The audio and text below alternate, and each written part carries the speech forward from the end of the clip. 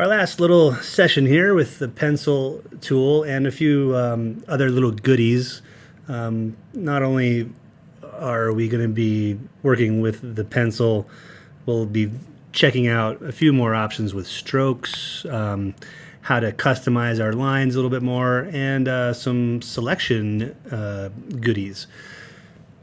I'm picking up where we left off in the last one with this beer bottle with some of the sort of shading and stuff that we were doing with the pencil tool.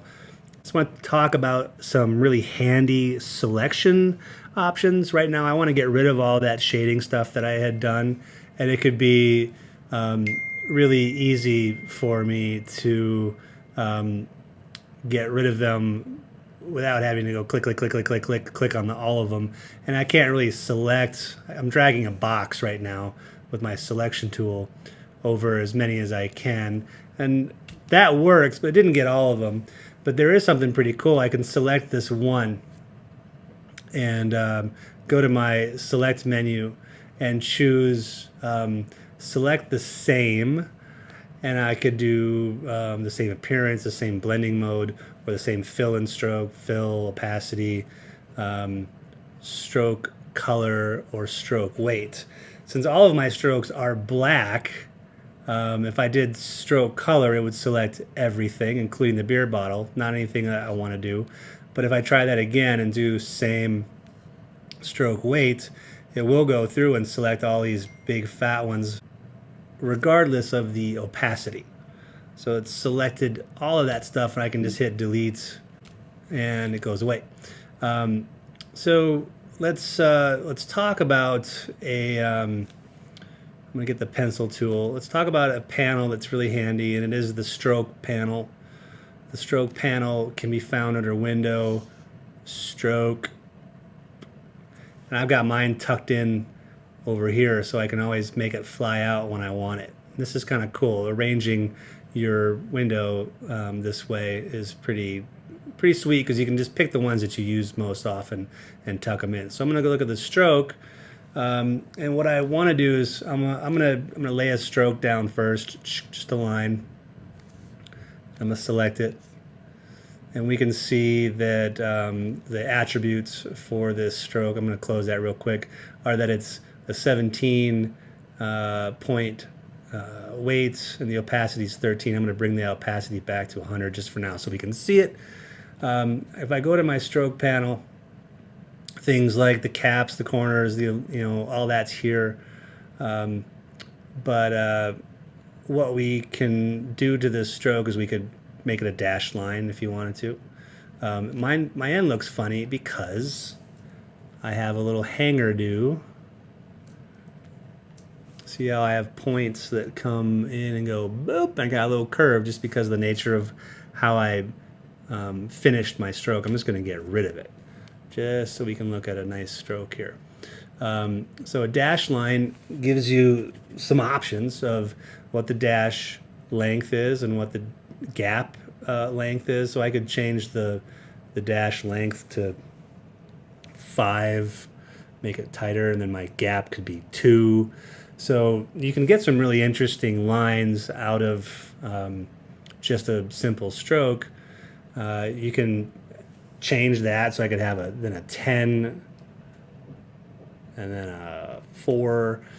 So I'm altering the sequence of the dash, so it's not just uniform, and it can be whatever I want it to be. It's pretty awesome.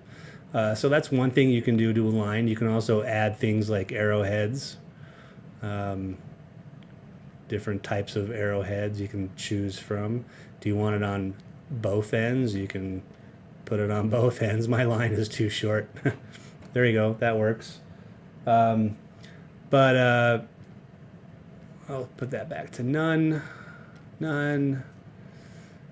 So the well, actually we'll talk a little bit further. Here's your scale. So you can lower the scale of these things.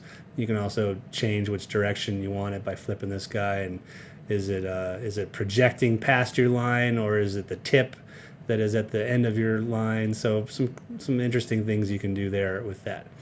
The last thing we'll look at is the profile. The profile is what the nature of that path or that line, the stroke, is going to be from beginning to end. And the uniform just means it's a straight, thick line from first point to the very last point. No matter how many points there are, it's going to be uniform all throughout. There are options here where you can set it to be like a tapered path at both ends, kind of a wavy line, something that's a little more sharp and chiselly, and a complete taper from beginning to end, and a little more of an organic form, and then just an arc. And these end up being pretty helpful in doing some design work and illustrative work. For example, I'm going to change that opacity down to like 50. That's, no, I'll go even less, like 20, 25. So now, if I was to take my pencil tool and say that I'm trying to find ways to sculpt my beer bottle, this is kind of convenient because it makes it feel like there's some, it's wrapping around that edge a little bit. Those lines aren't perfect. They got a little better up here. I'd probably go through and spend a little more time thinking about the direction of those things. And like we know already, we can go back and edit them. So this is pretty neat. This is a great way to deal with something like round surfaces, or if you were trying to perhaps take my stroke weight down quite a bit, do things like hair or fur on something, or if it's a plant, that works pretty well. But perhaps I'm trying to do a line that's a little more like calligraphy or something, and I want to do like a nice G. I could take that profile and go back to something that, it tapers at both ends, and it feels more like something like the pen enters and there's pressure and it's wide, and then as we get towards the end, it releases some of that pressure and it feels more delicate.